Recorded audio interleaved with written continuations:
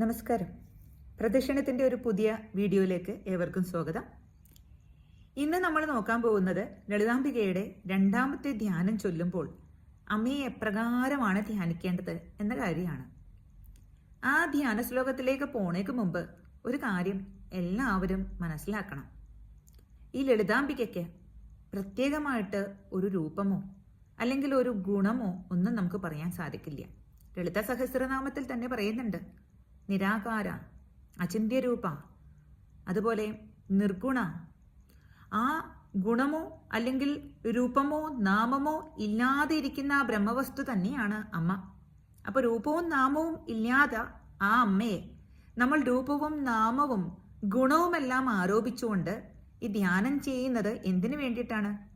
കാരണം നമ്മളുടെ മനസ്സ്, നമ്മളുടെ എല്ലാം മനസ്സ് അത് ഗുണങ്ങളിൽ നിന്നുകൊണ്ടാണ് പ്രവർത്തിക്കുന്നത്. സത്വരജ തമോ ഗുണങ്ങൾ, ആ ഇന്ദ്രിയങ്ങളിൽ നിന്നും കിട്ടുന്നതായിട്ടുള്ള അറിവുകൾ, ഇതെല്ലാം വെച്ചിട്ടാണ് ആ മനസ്സ് പ്രവർത്തിക്കുന്നത്. അപ്പോൾ ഗുണമില്ലാത്തത്, രൂപമില്ലാത്തത്, നാമമില്ലാത്തത് അങ്ങനെയുള്ള ഒരു വസ്തുവിനെ ഈ മനസ്സിന് പിടിക്കുവാൻ സാധിക്കില്ല. അപ്പോൾ ആ മനസ്സിന് പിടിക്കാൻ വേണ്ടിയിട്ടാണ് ആ രൂപവും നാമവും ഒന്നും ഇല്ലാത്ത ആ വസ്തുവിനെ, ബ്രഹ്മവസ്തുവിനെ നമ്മൾ രൂപവും ഗുണവും എല്ലാം കൊടുത്തിട്ട് ആദ്യം ധ്യാനിക്കുന്നത്. ഒരു ഉപാസകന്റെ ആ ഉപാസനയുടെ ആദ്യഘട്ടങ്ങളിൽ ആ രൂപത്തിലും നാമത്തിലും എല്ലാം പിടിച്ചിട്ട് തന്നെ വേണം ധ്യാനിക്കേണ്ടത്. അതിനുശേഷമാണ് രൂപവും നാമവും ഇല്ലാത്തതായിരിക്കുന്ന ആ ഭാവത്തിലേക്ക് നമ്മൾ ഉയരേണ്ടത്, പടിപടിയായിട്ട് നമ്മൾ ഉയരേണ്ടത്. അപ്പോൾ നമുക്ക് രണ്ടാമത്തെ ധ്യാന ശ്ലോകം നമുക്ക് നോക്കാം. എന്താണ് ആ ധ്യാന ശ്ലോകം? ധ്യായേത് പദ്മാസനസ്താം വികസിതവദനാം പദ്മപത്രായതാക്ഷീം ഹേമാഭാം പീതവസ്ത്രാം കരകലിതലസത് ഹേമപദ്മാം വരാംഗീം സർവാലങ്കാരയുക്താം സതതമഭയദാം ഭക്തനമ്രാം ഭവാനീം ശ്രീവിദ്യാം ശാന്തമൂർത്തിം സകലസുരനുതാം സർവസമ്പത് പ്രദാത്രീം. അപ്പൊ എന്താണ്, എങ്ങനെ ധ്യാനിക്കണം ഇതില്? ധ്യായേത്, ഞാനിതാ ധ്യാനിക്കുന്നു. എങ്ങനെയുള്ള അമ്മയെ? പദ്മാസനസ്താം. പദ്മാസനസ്താം എന്ന് പറയുമ്പോൾ പദ്മം, താമരയിൽ ഇരിക്കുന്നതായിട്ടുള്ള അമ്മയെ, അല്ലെങ്കിൽ യോഗശാസ്ത്രപ്രകാരം പദ്മാസനം എന്ന ആസനത്തിൽ ഇരിക്കുന്ന ഭാവത്തിലുള്ള അമ്മ, അങ്ങനെയും വേണമെങ്കിൽ ചിന്തിക്കാം. കാരണം വാഗ്ദേവതമാര് ലളിത സഹസ്രനാമം എഴുതിയപ്പോൾ ഓരോ നാമങ്ങൾക്കും നമ്മൾ ഉദ്ദേശിക്കാത്ത രീതിയിൽ അനേകം അർത്ഥങ്ങളുണ്ട്. അപ്പോൾ നമുക്ക് സാമാന്യമായ ചില അർത്ഥങ്ങളെ നമുക്ക് പറയാൻ സാധിക്കുള്ളൂ.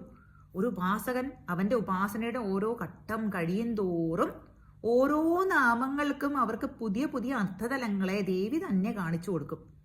അപ്പോൾ ആ ഒരു തലത്തിലേക്ക് നമ്മളെല്ലാവരും ഉയരണം.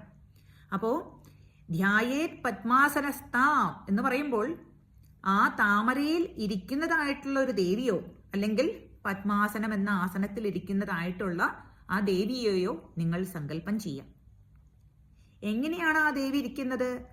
വികസിതവദനാം, നല്ല പുഞ്ചിരിച്ചുകൊണ്ട്. വികസിതവദനാം എന്ന് വെച്ചാൽ ആ നല്ല സുസ്മേരവദനയായിട്ടിരിക്കുന്ന ആ ദേവി. കൂടാതെ ആ ദേവിയുടെ കണ്ണുകളാണ് പത്മപത്രായതാക്ഷീം, ദേവന്മാരുടെയും ദേവിമാരുടെയും എല്ലാം കണ്ണുകൾ. പത്മത്തിന്റെ പത്രം എന്ന് പറയുമ്പോൾ താമരയുടെ ഇതളിനോടാണ് നമ്മൾ എന്ത് ചെയ്യുന്നത്? അതിനെ ഉപമിക്കാറ്. താമര അത്രയും പരിശുദ്ധമായൊരു വസ്തുവാണ് അല്ലേ? ആ ചെളിക്കുണ്ടിൽ നിന്നും ആണ് ഉണ്ടായത് എങ്കിലും ആ ദേവന്മാർക്ക് ഏറ്റവും പ്രിയങ്കരമായിരിക്കുന്നതായിട്ടുള്ള ഒരു പുഷ്പമാണ്. ആ പുഷ്പത്തിൻ്റെതായിട്ടുള്ള, ആ പുഷ്പത്തിൻ്റെ ആ നർമ്മല്യമുള്ള, അതേപോലെ സുന്ദരമായിരിക്കുന്ന ആ നീണ്ട കണ്ണുകളാണ് ആ ദേവിക്ക് ഉള്ളത് എന്നാണ് പറയുന്നത്. എവിടെയും ആ ശുദ്ധി മാത്രം ദർശിക്കുന്നതായിട്ടുള്ള മനോഹരമായിരിക്കുന്ന കണ്ണുകൾ.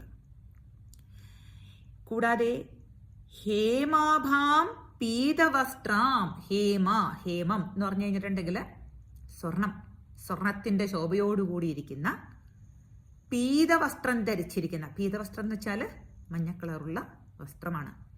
ആദ്യത്തെ ധ്യാന ശ്ലോകത്തിൽ നമ്മൾ ദേവിക്ക് സിന്ദൂര അരുണ വർണ്ണമാണ് നമ്മൾ പറയുന്നത്. ഇവിടെ മൊത്തം നമ്മൾ ഒരു മഞ്ഞ കളർ അല്ലെങ്കിൽ ആ സ്വർണത്തിൻ്റെ കളറുമായിട്ടാണ് പറയുന്നത്. എന്തുകൊണ്ടാണ് പലതരത്തിലുള്ള ദേവി പല കളറുകളിൽ ചിന്തിച്ചു കഴിഞ്ഞാൽ എന്താണ് അതിനുള്ള ഫലം എന്നൊക്കെ ഉള്ളത് അടുത്തുള്ള ഒരു വീഡിയോയിൽ ഞാൻ പറഞ്ഞുതരാം. അപ്പോൾ ഹേമാഭാം പീതവസ്ത്രം, മഞ്ഞപ്പട്ട് ഉടുത്തിട്ടുള്ള കരകലിത ലസത്, ആ കരകലിത ലസത്, കരകലിത ആ പൂമുട്ട് പോലെ മനോഹരമായിരിക്കുന്ന മൃദുലമായിരിക്കുന്ന ആ കൈകളില് എന്താണുള്ളത്? ഹേമപത്മാം, അവിടെ പഠിച്ചിരിക്കുന്നത് സ്വർണത്താമര, അതിൽ ശോഭിക്കുന്നത്. ലസത് എന്ന് വെച്ചാൽ ശോഭിക്കുക. ആ പൂമുട്ട് പോലെ മൃദുലമായിരിക്കുന്ന കൈകളിൽ ഒരു സ്വർണത്താമര ഇങ്ങനെ ശോഭിച്ചുകൊണ്ടിരിക്കുന്നുണ്ട്. കൂടാതെ വരാംഗീം, വരാംഗീം എന്ന് പറഞ്ഞു കഴിഞ്ഞിട്ടുണ്ടെങ്കിൽ അത് പിടിച്ചിരിക്കുന്നു എന്നാണ് അർത്ഥം.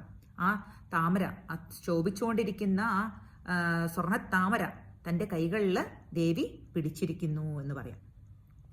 സർവാലങ്കാരയുക്താം സതതമഭയതാം, സർവ അലങ്കാരങ്ങളും സർവാഭരണ ഭൂഷിതയായിട്ടിരിക്കുന്ന ആ ഭാവമാണ് ദേവിക്കുള്ളത്.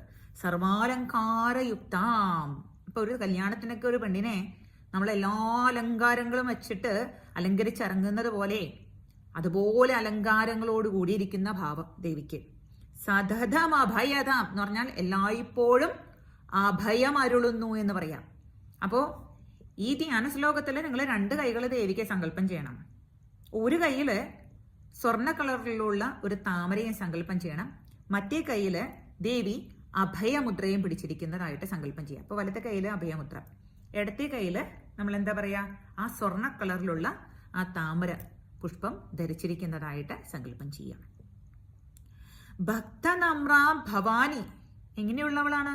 ഭക്തനമ്രാം, ഭക്തന്മാർ നമിക്കുന്നത്, സതതം ഭക്തന്മാർ ചെന്നവളുടെ കാലുകളിൽ നമിച്ചുകൊണ്ടിരിക്കുക. അങ്ങനെയുള്ള ഭവാനി, ഭവന്റെ ഭാര്യ. അഷ്ടമൂർത്തി ശിവനില് ജലമൂർത്തി ഭാവത്തിലിരിക്കുന്ന ശിവനെയാണ് ഭവൻ എന്ന് പറയുന്നത്. അവന്റെ പത്നി ഭാവം ഭവാനി, ശിവന്റെ പത്നി ദേവി.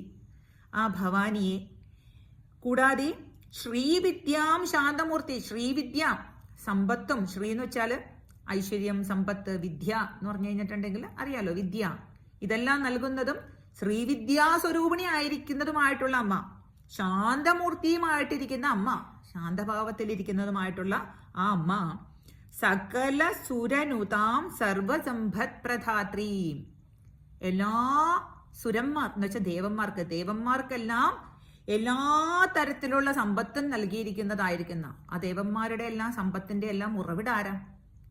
അമ്മയാണ്. മഹാലാവണ്യ ശേവതി എന്നാണ് ദേവിയെ പറയുന്നത്. എല്ലാ ലാവണ്യത്തിന്റെ എല്ലാം നിരുകുംഭമായിട്ടിരിക്കുന്നത്, എല്ലാ തരത്തിലുള്ള സമ്പത്തുകളുടെ എല്ലാം നിരുകുംഭമായിട്ടിരിക്കുന്നത് അമ്മയാണ്.